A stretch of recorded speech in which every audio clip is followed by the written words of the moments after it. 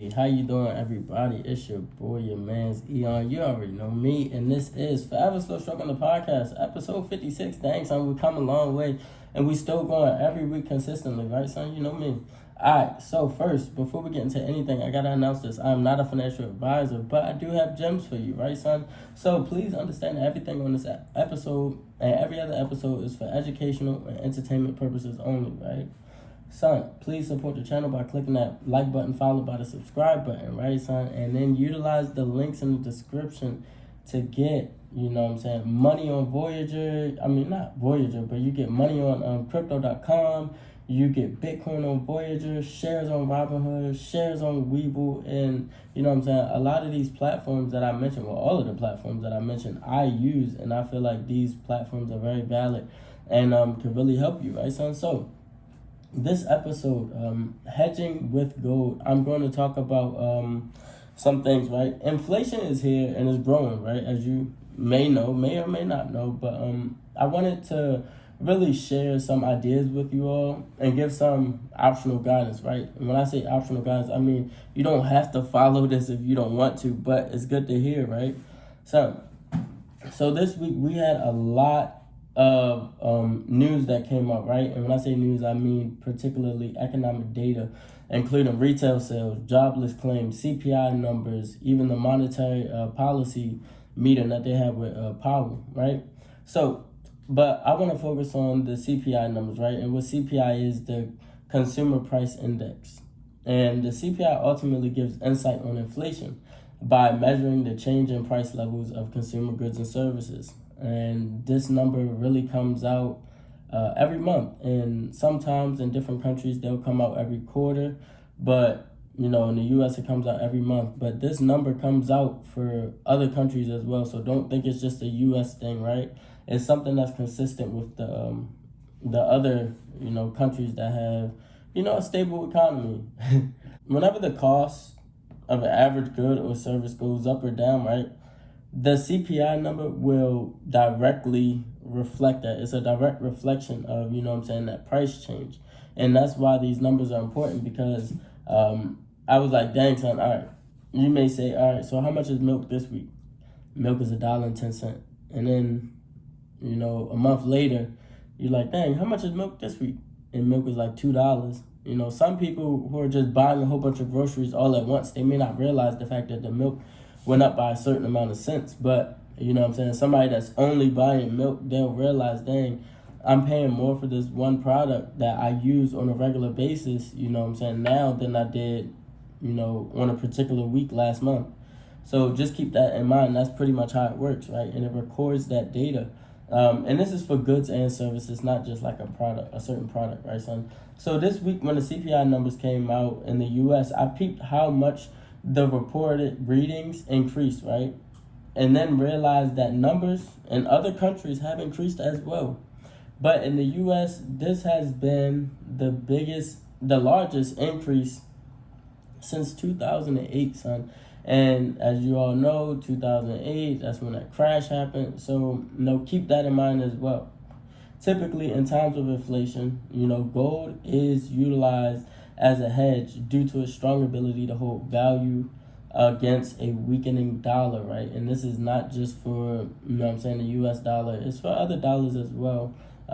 But I'm primarily targeting the U.S. dollar, because if I was to trade gold, it would be against the U.S. dollar, right, son? And you could do that on the Forex side, and you could buy commodities physically, or you could trade it in the stock side, right? Under, certain ticker symbols.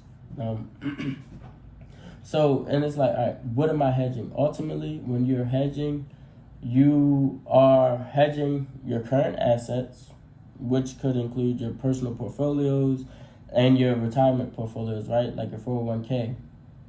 And then you need to remember that a hedge is not purposed to bring you, a lot of money. It's not like, oh, I'm about to get rich off of, this and that. Because hedges are really there to just protect your current account, right? Your current holdings in your account from losing value when certain holdings are bearish, right? So say if I buy,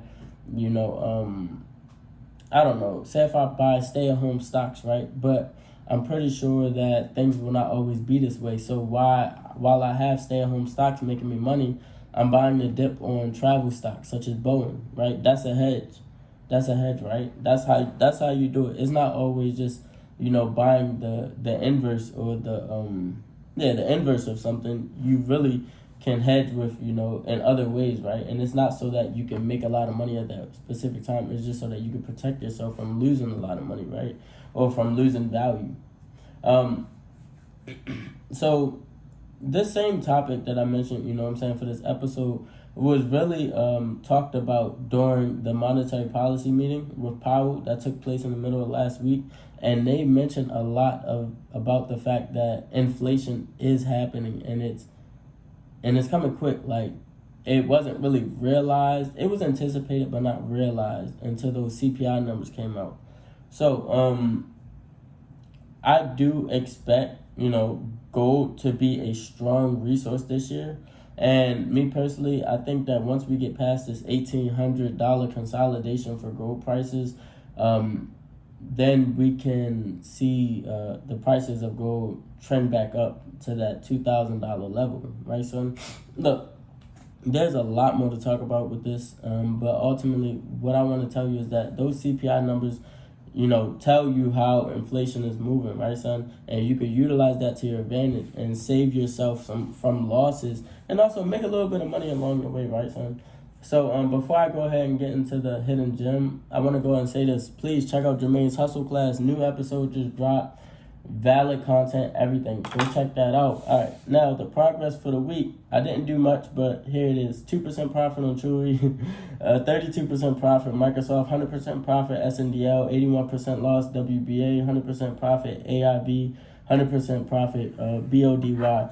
Now, I did lose some money. Not lose some money, but my portfolio was down this week. I won't really say I took losses, but the portfolio was down. But those are shares that I'm holding, so it's fine, right? That's not a loss until I sell it, you know what I mean? Now, for the hidden gem, my favorite way to hedge with gold is by buying shares of JNUG, right? JNUG is it's a bull ETF for gold, right? So for gold miners. So I would hedge by buying JNUG shares.